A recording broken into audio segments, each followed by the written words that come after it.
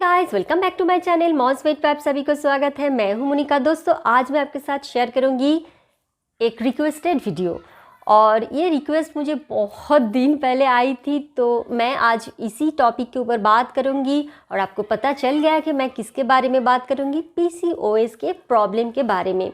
और ज़रूर वीडियो को एंड तक देखिए, क्योंकि लास्ट में मैं मेरे पर्सनल जो एक्सपीरियंस है वो भी आपके साथ शेयर कर दूँगी, ताकि आपको थोड़ा मुझे लगता है कि थोड़ा स्ट्रेंथ मिल जाएगी।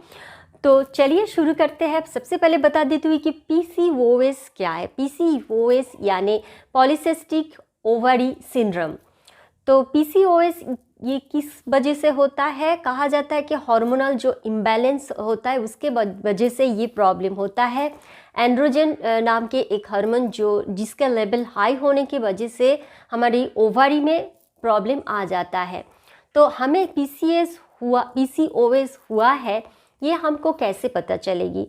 तो ये प्रॉब्लम जब शुरू होती है तो उसमें बहुत सारे सिम्टम आते हैं। पहले कि आपके मेंस्ट्रुअल जो साइकिल है वो इरेगुलर हो जाएगी। हो सकता है आपके मेंस्ट्रुअल होते होते बंद हो जाए, या तो ज़्यादा हो या तो कम हो, ये भी हो सकता है। दूसरी जो प्रॉब्लम होता है, आपके ओबेसिटी हो जाएगी, अचानक से आपके मतलब वेट गेन होने लगेगी, ये एक प्रॉब्लम है। और भी एक प्रॉब्लम है कि आपके एक्ने आ सकता है बहुत ही ज़्यादा तरह से। और भी एक प्रॉब्लम आ सकता है कि आपकी एक्सेसिव हेयर ग्रोथ होने लगेगी। मतलब जैसे होता है ना, किसी किसी लड़की के ऐसे गले में इस तरह से यहाँ पे ज़्यादा हेयर हो जाते हैं, तो एक्सेसिव हेयर ग्रोथ बहुत जो होना नहीं चाहिए उस तरह से हेयर ग्रोथ होने लगेगी। तो इससे आपको पता चल जाएगा आपको पीसीओएस के प्रॉब्लम हुआ या नहीं। अब बताती हूँ कि इसके मतलब आपके कौन सी एज में ये हो सकता है। कहा जाता है कि 5 से 10% लड़कियों के 15 साल की उम्र में भी हो सकता है, ठीक है। और ज़्यादातर 44 के अंदर अंदर आपको ये प्रॉब्लम आ जाएगी। और किसी किसी को होता है कि पता ही नहीं चलता उनको ये प्रॉब्लम है। आफ्टर 20 की 30 उस टाइम के मैक्सिमम अगर देखें तो उस टाइम हम जब मैरिज के बाद जब हम प्रेग्नेंट होने की कोशिश करते, उस टाइम भी बहुत सारे लड़कियों को इसके बारे में पता चलता है। इससे पहले आपको पता नहीं चलता है।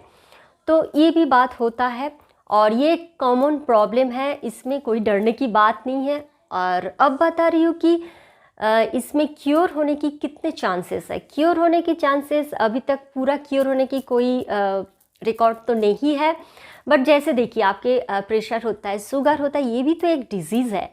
तो इसको लेके लोग लाइफ लॉन्ग चलते हैं। तो आप इसको कंट्रोल में रखेंगे तो इसको आप इस डिज़ीज़ को मतलब जैसे होता है ना, प्रेशर होता है तो आप प्रेशर की दवाई पी लेते हो तो वो आपके कंट्रोल में रहता है। तो ये पीसीओएस की प्रॉब्लम भी उस तरह से, आप अगर कुछ रेस्ट्रिक्शन कुछ नियम फॉलो करेंगे तो आपको ये प्रॉब्लम आपके कंट्रोल में रहेगी, आपको हार्म नहीं करेगी। ओके, तो चलिए अब बताती हूँ कि इसके कोई दवाई मतलब कैसे आप इस प्रॉब्लम से बाहर निकल सकते हैं। देखिए, आपको जब पता चल रहा है कि आपको पीसीओएस की प्रॉब्लम है तो तुरंत आपको डॉक्टर के पास जाना चाहिए, मेरी पर्सनल राय है, ठीक है। जैसे मैं आपको बता रही हूँ कि मुझे पता चला आफ्टर मैरिज के बाद कि मुझे पीसीओएस की प्रॉब्लम हो रहा है, क्योंकि उससे पहले मुझे पता नहीं चला था। जब मुझे फर्स्ट मेरी मेंस्ट्रुअल साइकिल शुरू हुआ था, उसके बाद एक बार थोड़े दिन के लिए बंद हुआ, तब बस वही था, बाकी मुझे इतना कुछ पता नहीं चला। मेरी ओबेसिटी के प्रॉब्लम जो भी होता है, मुझे कुछ इस प्रॉब्लम दिखा नहीं। बट जब मैं आफ्टर मैरिज के बाद मैं जब प्रेग्नेंट होने की कोशिश कर रही तो तब जाके पता चला कि मुझे पीसीओएस की प्रॉब्लम था, मतलब है। ओके, तो आपको जब भी ये प्रॉब्लम के बारे में पता चले तो आप ज़रूर आपके डॉक्टर के पास चले जाइए। तो एक बात है कि आपके अगर एक्सेस हेयर है तो उसके भी लिए मेडिसिन है, उसको भी उसके लिए आपको दवाई देगी। और ये भी करता है कि किसी को मेंस्ट्रुअल साइकिल अगर इरेगुलर होता है तो उनको पील दे के आपको वो प्रॉब्लम दूर करने की उस मेंस्ट्रुअल साइकिल को रेगुलराइज किया जाता है। जिसके जो प्रॉब्लम होते हैं उसके ऊपर डिपेंड करके डॉक्टर आपको सलाह देगी, आपको वही मानना पड़ेगा। और दूसरी बात है कि बाय नेचुरली अगर आप इससे थोड़ा राहत मिलना, इसको कमाना चाहते हो तो आपको मैं बताऊंगी कि आपको ज़रूर सबसे पहले जो काम करना है, आपकी अगर ओबेसिटी है तो ज़रूर उसको ओबेसिटी को हटाइए। तो ये ओबेसिटी यानी मोटापा आपके हज़ारों प्रॉब्लम को लेके आ सकता है, और इससे अगर आप ओबेसिटी को, आपके वेट को लॉस करेंगे तो हज़ारों प्रॉब्लम घटते जाएगी। तो पीसीओएस के प्रॉब्लम अगर है और आपकी ओबेसिटी है तो ज़रूर उसको घटाइए। इसके लिए आपको रेगुलरली एक्सरसाइज करना चाहिए, एरोबिक, डांस, कुछ भी कर सकते हैं, मेडिटेशन कर सकते हैं। ओके। और स्ट्रेस आपको बिल्कुल हटाना होगा। आपको स्ट्रेस, कोई भी तरह के स्ट्रेस नहीं लेना चाहिए। तो आप जितना हो सके स्ट्रेस से दूर रहिए। पीसीओएस के प्रॉब्लम की वजह से आपको इरिटेशन हो सकता है, डिप्रेशन भी हो सकता है, मतलब फ्रस्ट्रेट हो सकते हैं आप, बहुत कुछ इस तरह से प्रॉब्लम भी आ सकता है, बट उससे आपको ओवरकम करना होगा। ओके। अब मैं बताती हूँ कि मेरी जो प्रॉब्लम हुआ, मैंने आपको बता दिया कि मुझे मेरी आफ्टर मैरिज के बाद जब मैं ट्राई कर रही थी कि मुझे कोई इश्यू लेना है, तो मुझे जब मैं वो अचीव नहीं कर पा रही थी, तो तुरंत ही मैं और मेरे हस्बैंड ने देर नहीं किया।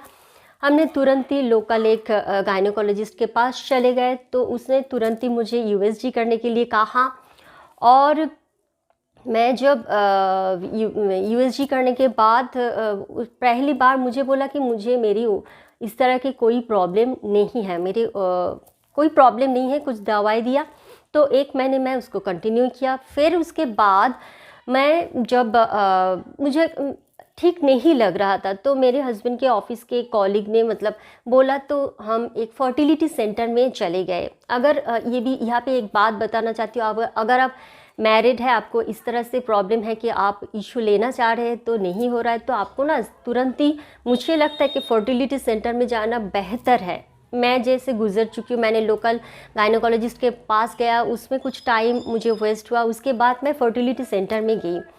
तो मैं जहाँ पे रहती हूँ उसके सबसे बड़े फर्टिलिटी सेंटर में गई, मैं नाम नहीं लेना चाहती हूँ।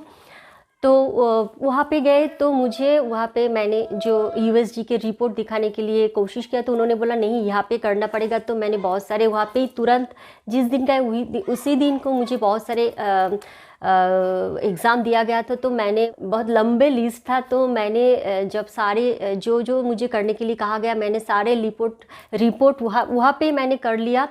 तो फिर करके मैं डॉक्टर के पास चले गए। तो डॉक्टर के पास उसी दिन मैंने गया, तो मुझे कहा गया कि आपके ओवरी में सिस्ट है, आपको ऑपरेशन करना पड़ेगा, उसके लिए 80,000 रुपीज़ आपको लगेगी। उसके बाद आपको नॉर्मली बेबी हो नहीं सकते हैं, तो आपको आईवीएफ के प्रोसेस के द्वारा आपको बेबी हो सकता है। तो थोड़ा मैं फ्रस्ट्रेट हो गई। फिर हम चले आए, मैं और मेरे हस्बैंड। तो उसके बाद मेरे हस्बैंड के ऑफिस के और भी एक कॉलीग ने मुझे और एक गायनोकोलॉजिस्ट के पास भेजा। वो लेडी गायनोकोलॉजिस्ट थे। तो मैं जब उसके पास गई, तो उन्होंने ये रिपोर्ट देख के बोला कि आपको, उसने ना तुरंत ही कुछ नहीं, कोई दवाई कुछ नहीं दिया, उन्होंने दूसरे फर्टिलिटी सेंटर में मुझे भेज दिया। तो हम लोग वहाँ पे चले गए। बोला थोड़ा यहाँ पे आपके जो बजट है, आपके बजट के हिसाब से सही है और अच्छे भी है। तो हम वहाँ पे चले गए। वहाँ पे एक लेडी डॉक्टर ने मुझे देखा। उसने कोई भी एग्ज़ाम कराने के लिए नहीं बोला। उन्होंने बोला, रिपोर्ट देख के उन्होंने बोला कि ओके, आपके तो प्रॉब्लम है, ओवरी में एक सिस्ट है, तो आपको सिस्ट एस्पिरेशन कराना पड़ेगा। तो मैं और मेरे हस्बैंड दोनों उसी टाइम रेडी हो गई। तो और उन्होंने बोला कि ऑपरेशन कराने के लिए मुझे पूरा सेंसलेस करना पड़ेगा, और 15 मिनट के लिए मुझे सेंसलेस करके वो सिस्ट एस्पिरेशन हुआ। जब हुआ था 2013 में, तो मुझे लगभग 7,500 के आसपास रुपया लगी थी। तो वो एग्ज़ाम होने के बाद, उस ऑपरेशन के बाद तुरंत ही उस दिन मुझे छोड़ दिया। 15 मिनट बाद, मुझे पता नहीं 15 मिनट ऐसे कुछ मेरी सेंस नहीं थी। तो उसके बाद हमें उसी दिन छोड़ दिया गया और बोला आप नॉर्मली जो काम करते हैं वो कर सकते हैं, बट कुछ इंजेक्शन लेना पड़ेगा, मेडिसिन आपको कुछ लेना पड़ेगा। फिर आपको उसने बोला कि पहले हम देखते हैं कि आप नॉर्मली बेबी कंसीव कर पाते हैं या नहीं, फिर उसके बाद सोचेंगे कि आपको आईवीएफ करना चाहिए या नहीं। तो उसी महीने में हमें डेट दिया गया, तो हम चले गए। और कुछ इंजेक्शन मुझे लेना पड़ा फिर उसके बाद उन्होंने जो जो कहा हम लोगों ने वही किया और 1 महीने के अंदर अंदर मैं प्रेग्नेंट हुई। टच वुड मेरे बेबी हो गए, मेरे एक बेटा है। तो मुझे कोई भी टच वुड फिर से मुझे कोई ड्यूरिंग प्रेगनेंसी में कोई प्रॉब्लम नहीं हुआ और वो मेरे घर से थोड़ा दूर ही था, तो उन्होंने मुझे हम जहाँ पे रहते वहाँ के एक लोकल डॉक्टर के पास भेज दिया कि आपको इतना दूर नहीं आना पड़ेगा, आप यहीं से उनको चेकअप करिए, आपको मेरे काम हो गया है। तो हम लोकल डॉक्टर को गायनेकोलॉजिस्ट के पास चले गए जिसको उन्होंने रेफ़र किया था। तो मुझे ड्यूरिंग प्रेगनेंसी में कोई प्रॉब्लम नहीं हुआ और मेरी एक हेल्दी बेबी हुआ है और उसके वेट थी आई थिंक 3 किलो 750 ग्राम। तो सोचिए बहुत ही हेल्दी बेबी मुझे हुआ था। तो आप भी मायूस हो, जिसको भी PCOS की प्रॉब्लम है, आफ्टर मैरिज के बाद भी आपको पता चले या उससे पहले भी आपको पता चले, आप बिल्कुल भी निराश मत होइए। अच्छे जगह में आपको प्रॉब्लम पता चलते ही आप तुरंत ही फर्टिलिटी सेंटर में जाइए। आपको जो करने के लिए बोले आप कीजिए, आपको ज़रूर बेबी होने के लिए कोई प्रॉब्लम नहीं होगा। और PCOS की प्रॉब्लम को लेके भी आप प्रेग्नेंट हो सकते हो। किसी किसी को रिस्क होता है, बट आजकल देखिए साइंस मैं बोलूँगी कि ये मेरे साथ हुआ है, ऐसे भी बहुत जनों को हुआ है कि मैं आपको निराश नहीं कर रही हूँ कि IVF मतलब सिस्टम में जाना पड़ा, बट उनको भी बेबी हुआ है। और मैं आपको एक बात बताना चाहती हूँ, कुछ दिन पहले मैंने आई थिंक FB में या कहाँ पे मैंने पढ़ लिया था, गूगल पे ये न्यूज़ आया था कि कश्मीरा शाह, आप लोगों को पता है नहीं या नहीं, बहुत बड़े एक्ट्रेस है, फिल्म करते हैं, मूवी करते हैं। मतलब उसके 1971 में उसके डेट ऑफ बर्थ थे, तो उसको इस 2017 में 2 ट्विन बेबी हुआ है, बॉय। और उनको आई डोंट नो उनको क्या प्रॉब्लम थी, बट उन्होंने IVF से बेबी लेने की कोशिश किया, लेकिन उनको 14 टाइम्स उसके बेबी उन्होंने ट्राई किया बट नहीं हुआ। बट उसके बाद उन्होंने सरोगेसी के ज़रिए उसके 2 बेबी हुआ। तो आपको निराश नहीं होना चाहिए, हमारी साइंस बहुत बहुत आगे बढ़ चुकी है, तो हम अगर ट्राई करेंगे तो ज़रूर इसको अचीव कर पाएंगे।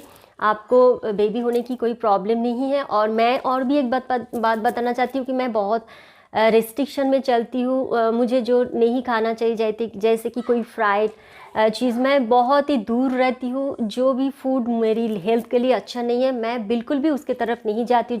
जैसे कि मिठाई बोलिए, फ्राइड चीज़ बोलिए, जंक फूड, बाहर के जो चीज़ें होते हैं, या ज़्यादा मतलब हॉट डॉग, बहुत कुछ होता है ना, पिज़्ज़ा, ये सब से मैं जितना कम हो सके उससे दूर रहती हूँ, ताकि मेरी फ़ैट गेन ना हो, फर्दर कोई प्रॉब्लम ना हो। क्योंकि आफ्टर 40 के आपके इस PCOS के वजह से आपके ब्लड प्रेशर आ सकता है, डायबिटीज़ के प्रॉब्लम आ सकता है, कार्डियक जो प्रॉब्लम है वो आ सकता है। तो उससे बचने के लिए मैं ज़रूर अपने ख्याल रखती हूँ। और मुझे ये लगता है कि खुद के अगर ख्याल आप रखेंगे तो आप सबको अच्छे रख सकते हैं। आप अगर अच्छे नहीं हैं तो आसपास से आपके घर के बोलिए, आपके बाहर के किसी को खुश नहीं रख सकते। तो आई होप आपको ये वीडियो देख के, ये बातें सुन के ज़रूर थोड़ा स्ट्रेंथ मिला होगा। और आज के वीडियो यहीं तक। आपकी अगर कोई क्वेरी है तो ज़रूर पूछिए। और आई होप आपको वीडियो पसंद आया। अगर अच्छा लगे तो प्लीज़ एक लाइक कर दीजिए, शेयर कर दीजिए, और मेरी चैनल को अगर सब्सक्राइब नहीं किया तो ज़रूर सब्सक्राइब कर लीजिए और बेल बटन को ज़रूर हिट कीजिए, ताकि मेरी जो नोटिफिकेशन है उसके मेरी जो वीडियो आए उसके नोटिफिकेशन सबसे पहले आपको मिल जाए। और जाते जाते मैं हर वीडियो में बताती हूँ, प्लीज़ पानी को सेव कीजिए। हैप्पी रहिए, हेल्दी रहिए, बाय बाय।